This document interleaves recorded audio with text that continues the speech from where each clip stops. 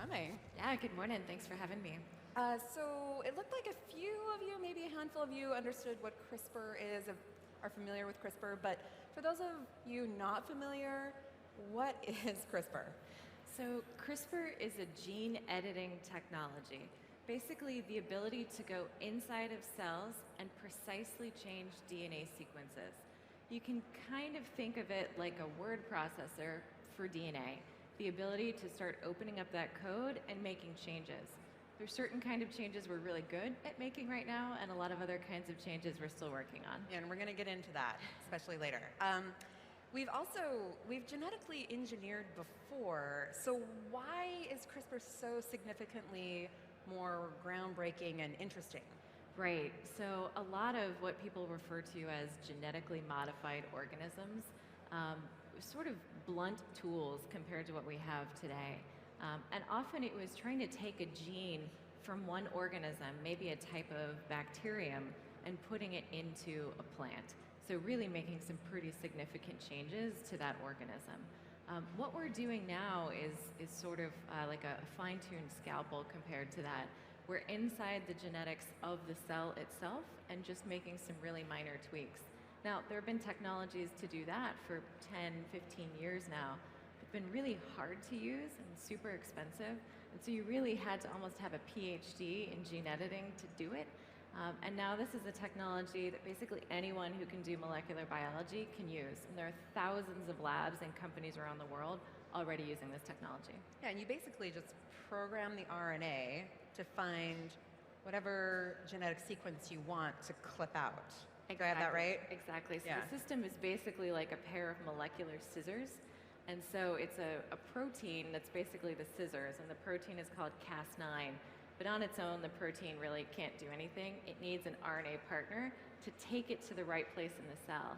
And so the experimenter can just design a new RNA sequence to program it to a new zip code in the cell, make the cut, make the edit, and you're done. Yeah, but it's a little bit controversial because people already have an aversion towards GMO. You say GMO and people don't want it in their food, they don't want us doing anything with it.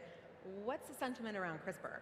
I think there's a lot of enthusiasm and excitement, and I think a lot of that is really centered around the human therapeutic applications. So there's tremendous potential to treat and possibly even cure genetic diseases using this type of technology, and to treat cancer in new ways. And so I think people, by and large, are pretty excited about those opportunities. We're participating in a lot of global discussions around how to use this in food technology as well. And certainly want to make sure that consumers have transparent understanding of where their food's coming from. That's really important. Right, where does Caribou come in all of this? What are you working on? What part? Sure, so we're really technology experts. We live kind of at the heart of the science and figure out the best, fastest ways to deploy this technology. And we really work through partnership with a number of other companies to help them develop new products. So we work with actually a company we co-founded and spun out of us who's working on new gene and cell therapies. We work with DuPont Pioneer on agriculture applications. We're even working with a British company called Genus right now on livestock, and that's definitely not something I'd ever thought I'd be working on. So CRISPRing cows. CRISPRing pigs right now. Pigs. Oh, you're CRISPRing pigs. Okay. Exactly. Yeah, so for better bacon? Oh, well, sort of. Really for health applications in pigs. There's a pretty nasty virus. Oh, yeah. Care about their health as well. We do, we really do. Yeah. There's a pretty nasty virus that farmers really can't do anything about when their pigs get sick, and so we're helping to breed pigs that are just completely resistant to the virus in the first place. Oh, that's cool. And you're also working on CRISPRing out cancer. Right. So our spin-out company, Intellia Therapeutics, is really focused on a number of the different ways to use this technology for human health. And one of the big areas the whole field is chasing after is cancer.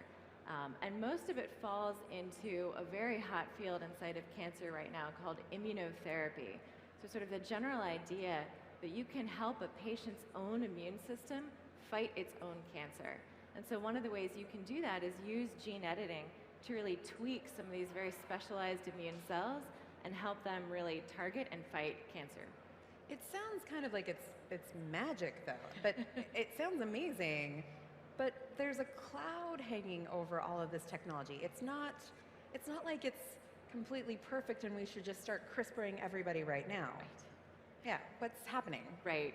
So the reason it's going to take years and years for drugs to be developed is that we need to prove out safety and efficacy along the way. That's the rule of the land here in the US and basically everywhere else in the world before you can launch a new drug. And so there's a huge amount of work that we and everybody else is doing right now to make sure that we're actually only making the changes in the places that we wanted to and not accidentally making changes somewhere else in the genome. We've learned a lot about how to make the technology more specific, and I think you'll see most of the first potential drugs really in cases where there are severe unmet medical needs. These patients are in really dire straits, and it'll be a while until this is something that's much more broadly available. Yeah, but I mean, we're not CRISPRing humans right now, is what you're saying. Yeah. No, and in fact, our company has drawn a really hard line. We will never edit human embryos. We just full stop think that's a line that should not be crossed. Right, they did that in China, and it didn't seem like that worked out very well. Right, so they tried it in sort of non-viable embryos, and we think that, yeah, just a line that should We be didn't hear crossed. anything after that, That's so right. we're assuming That's that didn't work out. That's right. Yeah, yeah.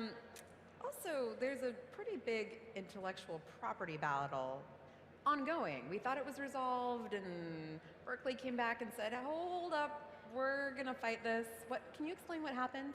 Sure. So I think biotech has seen this general story before, often with an exciting new technology.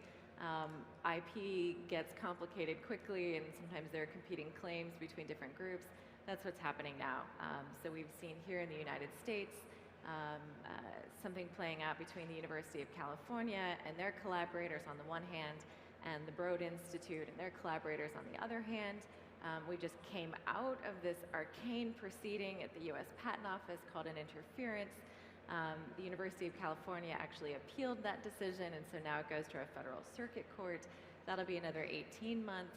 So it's a long road to get to the end of this, at least in the United States. Though we're pretty excited in Europe. A great patent just issued to the University of California earlier this month. Yeah, I saw that. And then, but just to go back on the legal battle, just in layman's terms, when you're saying interference, what are we really talking about? Right, talking about the U.S. Patent Office trying to figure out who actually invented it first. Right. And part of the debate is what is it, and the next part of the debate is who was first. And so eventually you would get to a part of the process where people are digging into grubby old lab notebooks, trying to figure out who actually did what and when. And this all really harks back to a former version of the law in the US that's since been changed, but all of this falls under the former version where patents really fall under this concept of first to invent, and you ultimately have to prove that out in a contested environment. Whereas in the rest of the world, and now here in the United States, it's first to file, and it's a lot easier to figure out who filed a patent application first. Right. Well, and from what I understand, your co-founder, Jennifer Doudna, CRISPR pioneer, who is, in part of this legal battle, is, the belief on your end is that she actually came up with it first, filed first, and then MIT and the Broad Institute actually paid a little bit of money to get it through faster. That's what I understand on your end. That's exactly what happened. Yeah. So certainly Jennifer and her colleagues made incredibly pioneering steps in the entire CRISPR community, and they filed their patent application several months ahead of the Broad. And you're right, there's a mechanism where you can pay a little bit of extra money and accelerate review, and that's what happened, and here we are today. So now where are we at? Today they're contesting it. It's the same exact patent. It's an ongoing trial. It's an ongoing battle. And where are we at right now?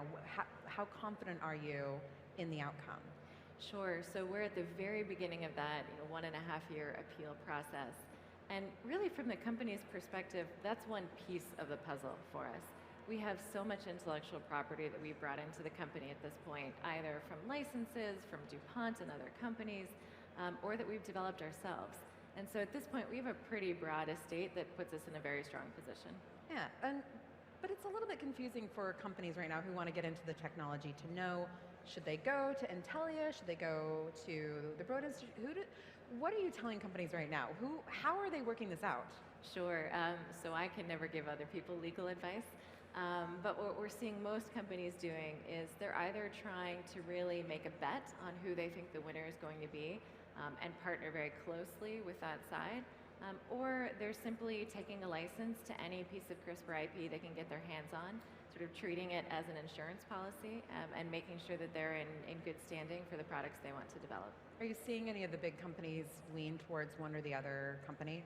I would say certainly as you look at all the companies that are associated with UC side of the world and the company that's associated with the Broad side of the world, there are a lot more bets that are being placed on the UC side right now. Okay, all right.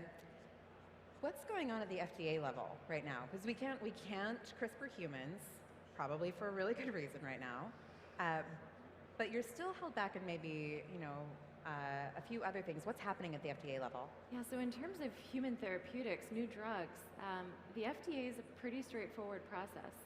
The FDA is well versed in genomic medicines. There's a very clear process for how you go through initial discussions with them and ultimately into clinical trials. So I think that will end up being a reasonably straightforward, though probably rather long process. Compare that with some of the discussions on the food side, where there's a lot of discussion about the fact that a lot of the regulatory framework we have today for food dates back to before I was born. And many of the technologies that we rely on today had never even been anticipated back then. And so trying to figure out, are there changes to the regulatory framework that need to be made? There are comment periods open right now where a lot of companies and individuals are commenting on that right now. And so we're keeping a very close eye on how that changes and how that might impact what products we and our partners can develop. What's so bad about CRISPRing human embryos? Why have you shied away from it? I think a lot of it is on the ethical side. The idea of manipulating an entire human crosses what we think is our remit as a company. But what about CRISPRing a human who might get a certain kind of cancer? Right. So there are certainly a lot of ideas that get thrown around for preventative medicine. And at this point, if you were purely trying to do preventative medicine, I think there's so many unknown questions about the potential off-target effects of editing a human embryo that I wouldn't say that would be a safe approach at all to preventing new diseases. Down the line implications, you mean, like from generation to generation? Exactly. You're taking out an entire genome. Exactly. Or not a genome, sorry, gene sequence. Exactly. You got what I meant, yeah. Exactly, yeah. Whereas there are other reproductive technologies already available today. In an IVF clinic setting, you can do what's called preimplantation genetic diagnosis, basically be able to test and measure embryos to make sure that they're safe and they don't have genetic mutations before they're implanted in the mother. And so that's what a lot of families who have rare genetic diseases use to try to make sure they don't pass on that disease to their offspring. Okay. They could still potentially be a carrier, though. You can't completely get rid of the gene. Potentially. That way. Right. Yeah. Also, there's some sort of movement to CRISPR back the woolly mammoth. Yes. Yeah. Can you tell me a little bit about, I know that's not what you're working on, but that's kind of interesting and weird. Right. Yeah. So we hear a lot about George Church, who's a scientist at the Broad and at Harvard, who's interested in, I should say at the VSIN at Harvard, who's interested in potentially bringing back the woolly mammoth. Sort of the idea being that you can start with its nearest living relative, something in the elephant family, and start making changes to try to turn it back into a woolly mammoth. I have no idea how many changes that would take. It's a pretty bold, big idea. It's also the question is it really a woolly mammoth at the end? It's not going to be 100% back the way it was, right? Probably. Yeah. Why is the U.S. so apprehensive about CRISPR technology? China seems to be way ahead. They seem to be going forward on working with patients who are terminally ill. Why have we waited so long in the U.S. to go that route? So I think we're seeing things moving basically as fast as they possibly can through preclinical and then early stage clinical development here in the U.S. There are academic groups who are already starting to present their potential trials to the regulatory bodies here in the U.S. There are companies who are saying they're going to be trying to file paperwork with the FDA to start their clinical trials as early as next year. So we're actually seeing pretty rapid movement in the U.S. as comparatively compared to what we might usually see? That's right, absolutely. Okay. Some people are saying this technology is so amazing, it feels like we're going at a glacial pace. You know, it's funny. This is probably the fastest technology ever, from sort of the first scientific paper to talk about it through to the first clinical trials. The first major paper was published by some of my collaborators, my colleagues, in the middle of 2012. And here we are already just a few years later talking about clinical trials. Most technologies spend 10 plus years in the laboratory before they ever reach the human population. So if you're not going to do any CRISPRing of humans, you're just going to do animal trials, who do you hope picks that up?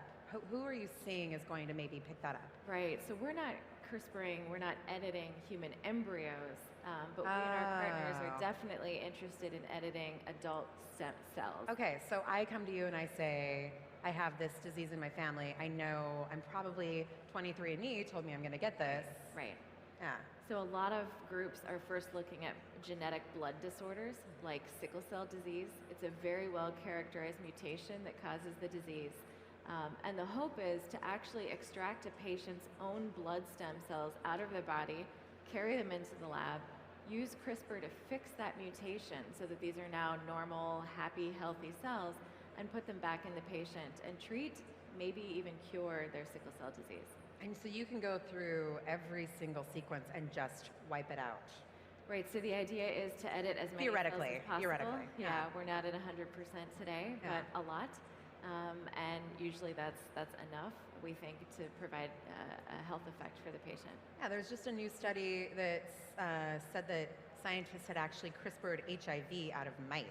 Right, it's incredibly exciting. People are looking at these, sort of hidden reservoirs of different viruses and trying to actually destroy them with gene editing technologies. I think it's incredibly exciting. That's the first true cure. That's not just maintaining and giving people drugs, which are actually pretty good right now. I mean, from what I understand. Right. You know, I'm not an expert, but from what I understand, people are living just as long as other people on the drugs. Absolutely. But this is actually wiping out the virus itself. This is going after the virus, and there are other gene editing programs taking a different approach, trying to cure HIV as well. Instead, they're looking at the cells that actually get infected by HIV, and they're trying to use gene editing to get rid of the protein that the virus needs to get in the cell. So there have been a few sort of lovely accidental examples.